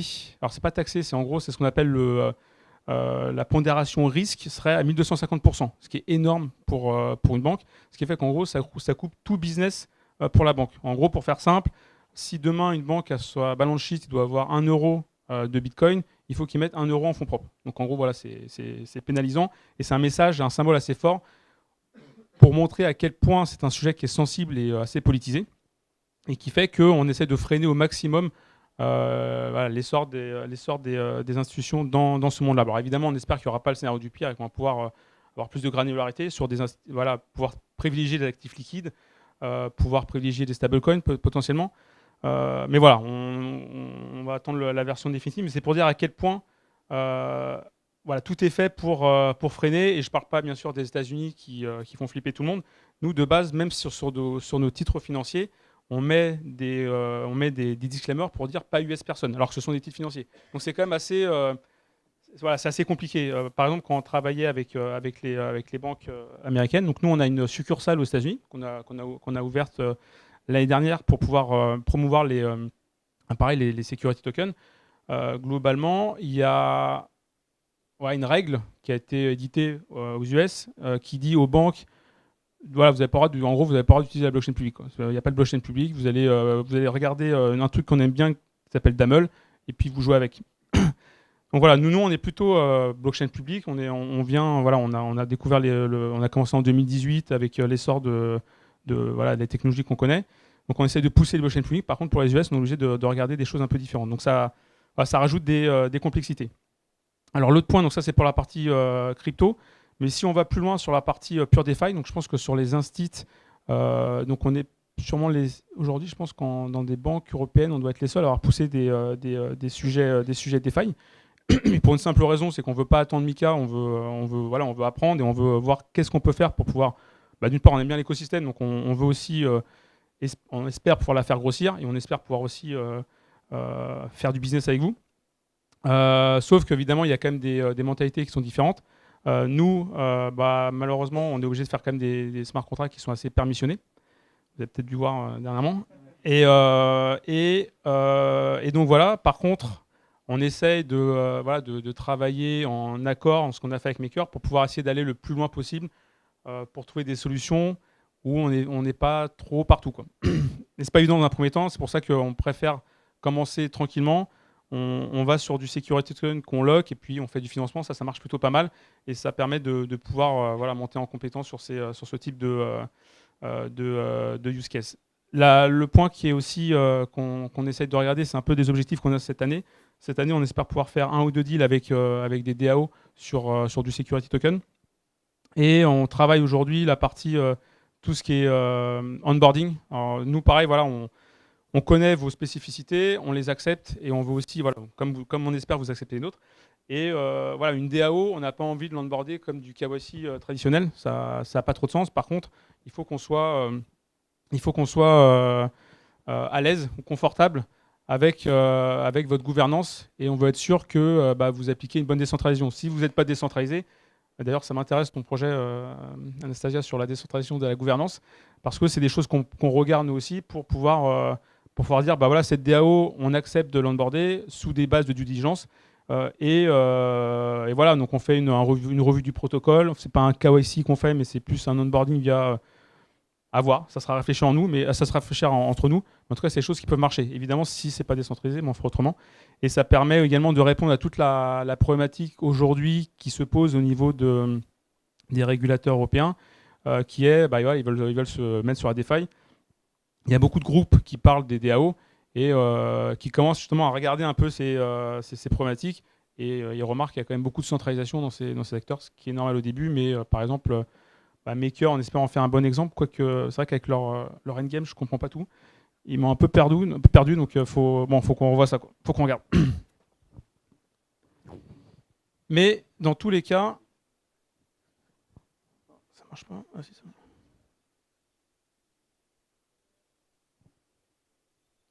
marche. Et dans tous les cas, il y a quand même des use cases qu'on peut pousser à court terme. En tout cas, c'est ce qu'on est nous de notre côté. Ce que j'ai dit, il y a la partie classique qui est tout ce qui est ce que vous appelez dans l'écosystème DeFi le real world asset. Donc nous, on pousse ces use cases et je pense que c'est un peu à la mode dernièrement. Il y a pas mal de fintech qui le font. Je pense à Odo, je ne me rappelle plus comment on dit, mais également Bakkt, tous ces acteurs-là qui essayent de tokeniser des parts de fonds pour pouvoir fournir du yield traditionnel à des écosystèmes crypto. Nous, on est parti dans un monde un peu différent, c'est-à-dire qu'en gros, nous, on émet nativement le security token sur la blockchain. On a accès à toute la palette côté ESG de produits structurés, donc de payoff. Et on est capable de pouvoir fournir à des DAO pour le compte de leur protocole, mais également de leur trésorerie, je sais pas, du yield traditionnel, du SOFR, des trucs un peu plus exotiques, ça on est capable de faire. Et c'est un peu ce use case qu'on veut pousser rapidement à court terme. Le truc à plus long terme, parce que ça implique, c'est tout ce qui est refinancement. Refinancement, c'est quand même, comment dire, l'infrastructure traditionnelle repose sur du refinancement et c'est quelque chose qui est très important. Par contre, ça demande de la liquidité sur nos security tokens. Aujourd'hui, c'est pas le cas. Donc, on espère qu'avec l'autre réglementation qui s'appelle Pilot Regime, on va pouvoir donner ça. Mais ça permettra de pouvoir fournir l'expérimentation qu'on a fait avec Maker, de pouvoir le faire avec d'autres protocoles qui font la même chose. Avec Hank, par exemple, vous faites la même chose. Ça pourrait être des choses qu'on pourrait faire, alors plutôt à partir de 2024, mais c'est des choses qu'on regarde attentivement.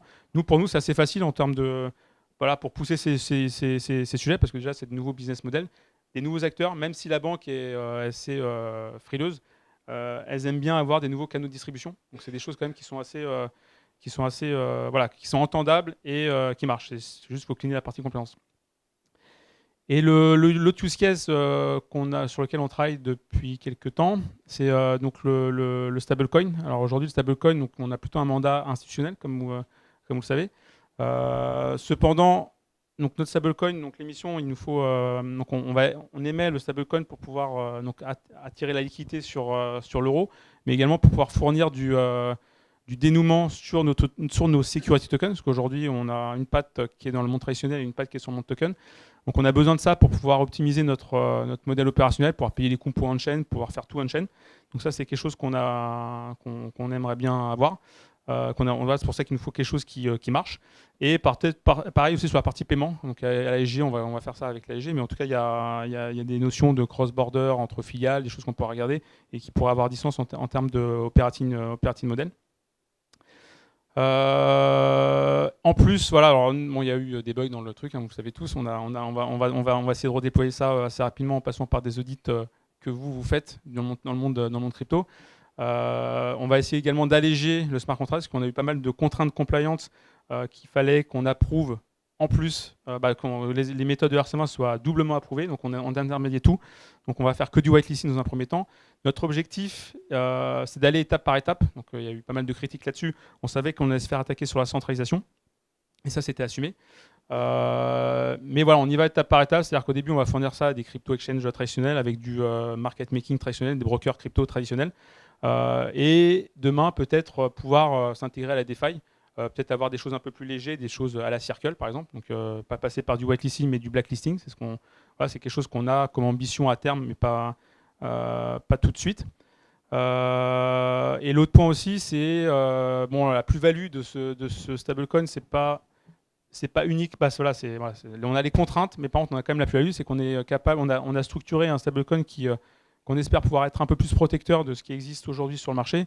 C'est-à-dire qu'aujourd'hui, quand tu prends ton Circle ou ton Tether, tu n'as pas de recours sur le collatéral. Donc en gros, tu as juste un commitment avec une sorte de gentleman agreement avec Circle ou avec Tether pour te convertir ton truc en euros. Si demain ils ne veulent pas, ils ne le font pas. Il n'y a pas d'obligation légale.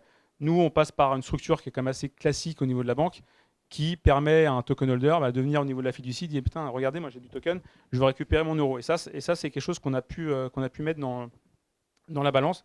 Donc il y a quand même des avantages à pouvoir détenir, on espère plutôt instit sur ces stablecoins. Voilà. Fini.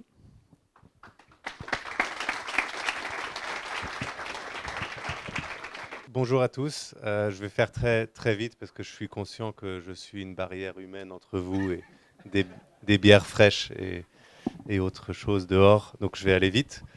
Donc je m'appelle Ernesto Petit, je suis cofondateur et CPO de Kiln. Kiln, notre but, c'est de rendre l'accès au staking très distribué dans le monde, que tout le monde qui détient des cryptoactifs puisse facilement les staker, parce qu'on considère qu'en stakant, on peut participer dans la création de valeur de tout ce qui se passe sur les blockchains. Par exemple, si on fait un déposit dans un protocole DeFi, il y a un transaction fee qui est utilisé, qui est payé, et une partie de ces fees sont distribuées à tous les gens qui stake. Donc ça permet de faire partager toute cette valeur. Donc, qu'est-ce que c'est le staking? Nous, on parle du protocole staking. C'est le mécanisme de sécurisation des blockchains, proof of stake. Donc, en gros, tout sauf le Bitcoin. Je pense que je vais aller très vite là-dessus parce que si vous êtes ici, vous savez sûrement. Mais en gros, c'est l'acte de déposer du collatéral pour pouvoir gagner un yield, un reward. Et en déposant ce collatéral, on a le droit de faire tourner un validateur. Et les validateurs, c'est les serveurs, en gros, qui valident les blocs proposés par les autres serveurs sur la chaîne et qui proposent des nouveaux blocs quand ils sont choisis. Donc, c'est un peu la base, l'infrastructure des blockchains. Nous, on facilite le staking via 4 produits. En gros, celui de base, c'est en bas les validateurs. On fait tourner de l'infrastructure. Donc, par exemple, à peu près 16 000 validateurs Ethereum, mais on est aussi présent sur une vingtaine d'autres chaînes. Et donc, nos clients nous payent pour qu'on fasse bien tourner ces serveurs avec des SLAs, de la performance, de la bonne performance et de l'assurance. Je vais un petit peu en parler. À gauche, on a un produit on-chain, c'est des smart contracts qu'on a déployés pour faciliter le staking d'Ethereum, qu'on a lancé avec Ledger et maintenant on le lance avec d'autres partenaires. Un dashboard, ça c'est assez classique pour monitor ses positions, etc. Et enfin, KinConnect, c'est une SDK, donc c'est une librairie de code qui permet aux intégrateurs, donc aux échanges, aux custodians, aux wallets, d'intégrer le staking facilement sur plein de chaînes avec une seule librairie et aussi de prendre des données on-chain facilement sur la performance de leur validateur, la performance des positions de staking. Voilà, donc je disais, on est sur une vingtaine de protocoles. On s'est lancé sur Pocket Network, qui n'a pas trop marché. Après, Ethereum, c'était un peu le take-off pour nous. On a eu beaucoup de chance d'être dans Lido, qui est un gros protocole liquid staking assez tôt. Et puis, on s'est diversifié sur plein d'autres chaînes. Parce qu'en fait, on voyait que nos clients, souvent, ils ne voulaient pas intégrer 25 000 providers. C'est important pour eux d'avoir un peu un one-stop shop avec plusieurs protocoles. Ouais, le produit on-chain dont je parlais, il marche bien en ce moment depuis le Chapel Upgrade. Donc, quand les withdrawals ont été possibles de unstaker une position Ethereum, on voit que la dérivée elle monte. Donc, on a plus de gens qui stake. Donc, on est très content de ça. Et si vous avez un ledger et que vous voulez staker, allez-y. Voilà, donc pour résumer juste sur nous, et après je vais parler un tout petit peu de conseils, je vais aller très vite.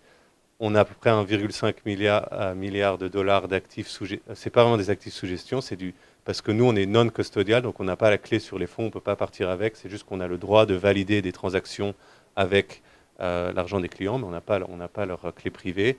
Et ça c'est très important. On a à peu près 3% un petit peu moins de 3% du réseau Ethereum. Et pour le moment, on a une très bonne performance en termes d'uptime sur ces validateurs et on investit beaucoup dans ça, une grande équipe d'infrastructure, beaucoup de différents types de clients de validation. Donc c'est en gros le code open source qu'on fait tourner sur ces serveurs. On en utilise beaucoup pour pouvoir switcher si jamais il y a des problèmes de performance. Et le slashing, c'est en gros le gros risque du staking. Si jamais on a un problème de configuration dans l'infra et qu'on fait tourner 2 fois le même validateur, il y a certaines chaînes où on peut se faire brûler une partie du collatéral. Et donc, c'est vraiment pas bien. Et voilà, quelques logos avec qui on travaille. J'ai juste 3 petits conseils rapides si vous voulez bosser dans la DeFi, plutôt côté institutionnel. Le premier, pour nous, c'est que le marché des custodians, en tout cas pour notre choix de go-to-market, est absolument critique. Nous, on passe via les custodians, c'est en gros les boîtes où les gens sécurisent leurs assets. En fait, il y a plusieurs types. À gauche, c'est des boîtes où en gros tu les payes pour qu'ils gardent bien tes assets et eux ont les clés privées, je vais y arriver, dessus et c'est un service un peu all-in-one. Et à droite, c'est plus de la technologie pour que toi-même, tu peux mieux sécuriser. Par exemple, votre ledger, c'est plus le côté à droite. Donc en fait, nous, on fait des partenariats avec maintenant à peu près la moitié de ces boîtes, mais c'est ça qui nous a beaucoup freiné au début, c'est parce que c'est de ces boîtes-là que les gens vont faire les transactions de staking. Donc c'est essentiel d'être bien intégré avec eux. Ça, c'est un marché à connaître. Deuxième chose, c'est que les certifications et l'assurance, c'est très important pour ce marché. Donc par exemple, nous on est SOC 2, c'est un truc de compliance, de sécurité. C'est assez long à faire, c'est pas mal de process, mais c'est super important pour rendre les clients confiants dans notre service et nos opérations et permettre aussi d'avoir de l'assurance. Donc nous on est assuré avec Chainproof, qui est un assureur régulé, qui est réassuré avec Munich Re, donc c'est des sérieux, et on offre ça pour nos clients, plus possibilité d'acheter de l'assurance en plus avec Nexus Mutual, qui est pas vraiment une assurance, mais plus un projet DeFi d'assurance, et avec Chainproof. Donc le message ici, c'est que si vous vous lancez dans ce marché-là, ça va être super important d'être extrêmement réglo sur tous ces trucs-là, d'aller chercher les certifications, et en fait ça speed up énormément les cycles de vente avec les clients si vous pouvez montrer ce genre de certification. Et troisième et dernier message, c'est notre chat préféré ici, qui en fait, donc en perso, on lit des trucs différents si on bosse dans le marché institutionnel. Je pense qu'on est tous pas mal sur Twitter et dans les Discord et tout, mais en fait, moi j'ai trouvé qu'en bossant dans cette partie du marché, c'est important de lire The Block par exemple. C'est vraiment là où tous nos clients sont. Matt Levin de Bloomberg, il a un newsletter vraiment incroyable sur plus la finance de façon plus globale, mais pour moi j'ai adoré, c'est excellent. Et le podcast Unchained, troisième recommandation. Donc je pense que si vous voulez bosser en crypto institutionnel, je pense que c'est intéressant de changer votre régime et manger des carottes. Voilà. Okay, et finalement, c'est quand même un événement sur comment bosser en DeFi. Donc, nous, on embauche aussi si vous êtes intéressé sur pas mal de rôles. On est à Paris, on est une 40aine de personnes pour le moment. Si c'est pas pour bosser avec nous, mais vous voulez aussi passer pendant le THCC, par exemple, on va faire pas mal d'événements. Donc là, il y a un code, mais sinon, vous nous trouvez, c'est Kin Finance ou Kin sur LinkedIn. On va faire pas mal d'événements. Si vous voulez passer, inscrivez-vous. Et voilà, merci.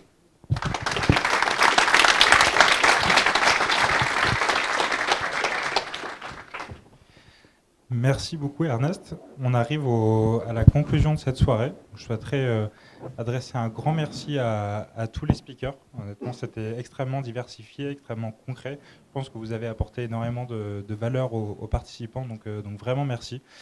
Merci aussi à Ethereum France et à Comet qui nous accueillent ici. Et enfin, je vous retiens une seconde de plus si jamais vous voulez en savoir un peu plus sur l'association. Si vous êtes un jeune pro, pourquoi pas nous rejoindre ou simplement être au courant de nos prochains événements. Vous avez tout ici. Bonne soirée et bon cocktail.